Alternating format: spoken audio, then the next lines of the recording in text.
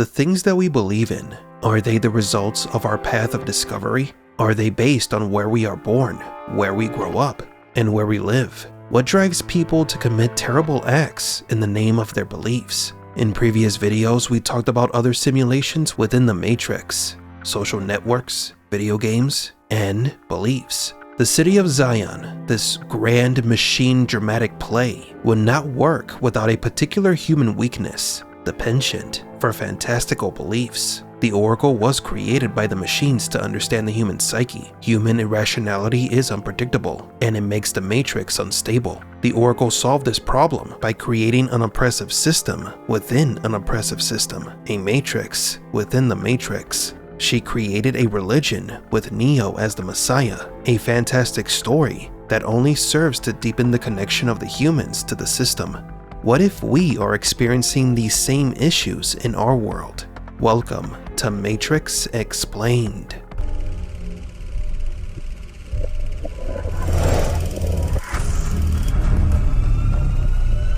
Welcome to the desert of the real.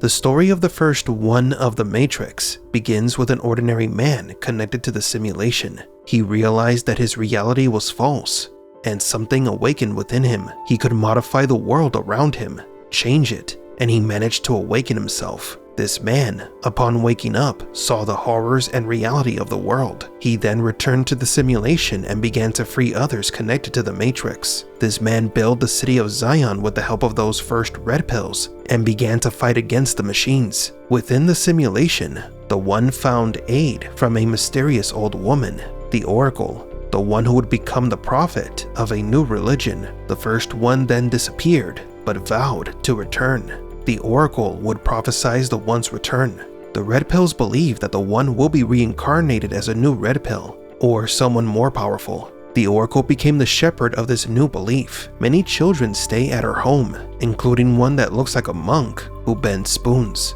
The boy is an archetype of the reincarnation of the Dalai Lama. The red pills hope that one of these kids might be the reincarnation of their savior. The children might be even subjected to unknown tests to see if any of them might be the one. Now, the Oracle's prophecy stated that the new Messiah would arrive, destroy the Matrix, and save humanity. In Zion, the people had rituals where they ate bread and performed ceremonies similar to Judaism. It wasn't until Neo met the architect that the truth was discovered. Neo's predecessor was not a Messiah, he was an oppressor. He chose to build the new Zion and handpick those who would be its first inhabitants. He helped the machines to perpetuate the enslavement of humanity inside the Matrix. Neo's predecessors were tools of the system. The Oracle's prophecy, or more like religion of the One, was a fabrication to keep the 1% of humans who rejected the system under control. The path of the One is the reason the Matrix maintained its stability. It gave false hope to those who might grow rebellious.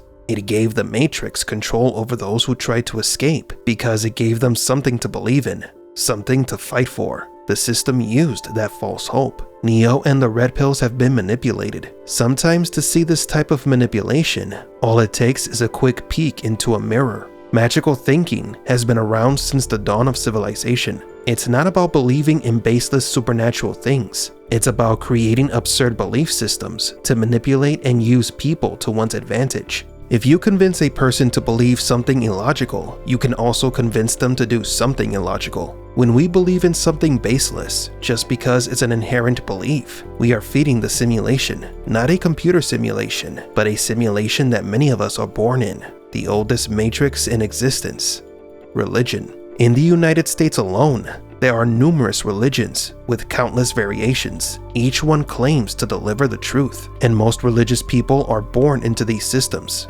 Some are charmed into them with promises of better life, or extorted into following them with threats of eternal torment. Neo was lonely and needed the answer to his life's purpose. He wanted to know who he was. This need led him to try to find what was hidden behind the facades. But instead, Neo fell into the hands of Morpheus, who recruited him for a war that Neo was far from being prepared for. Neo was coerced to follow creeds that were thought to be of the free humans. but they turned out to be part of the system. When talking about traits that defined a sect or a cult, there is always a charismatic leader who uses a corrupted form of their native language to manipulate and control the lives of their faithful followers. The cultists will lay down their lives for the leader, like Neo did for his leader. Morpheus fits the role of a cult leader to a T, doesn't he? But unlike the Matrix, in our world, some of us are born into these religious systems. Some manage to escape, others will always remain stuck in the system that controls them.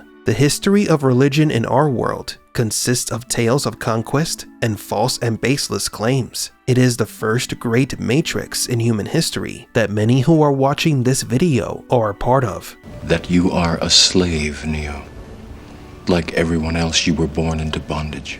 Born into a prison that you cannot smell or taste or touch. A prison for your mind.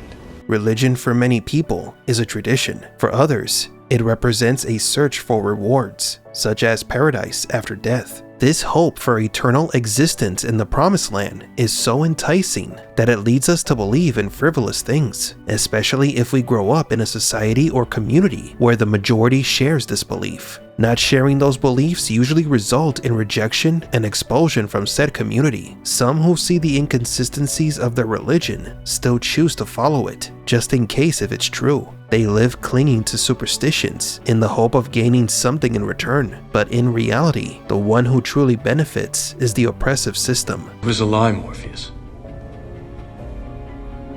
The prophecy was a lie. The one was never meant to end anything. It was all another system of control. So what lies beyond religion? What exists outside our illusions and hopes? When Neo realized that his entire purpose was a lie, he tried to go his own way. He kept hope alive and didn't turn nihilistic and destructive like Agent Smith. He hung on to Trinity's love. Her love was the only thing that felt real to him. And perhaps this is the lesson of the film.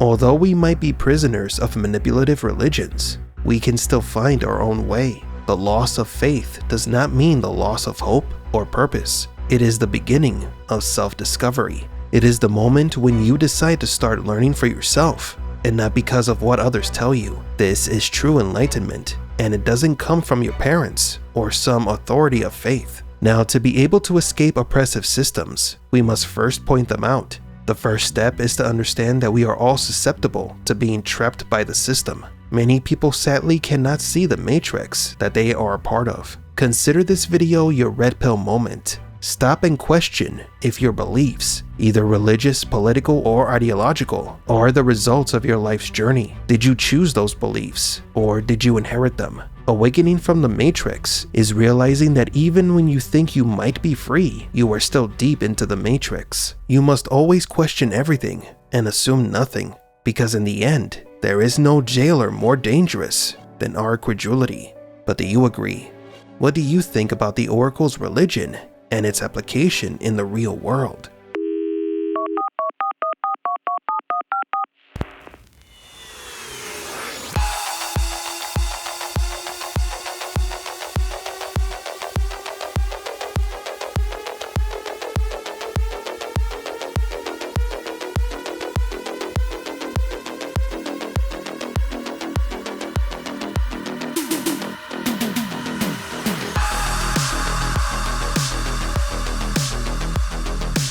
For Matrix Explained, please leave a like and subscribe.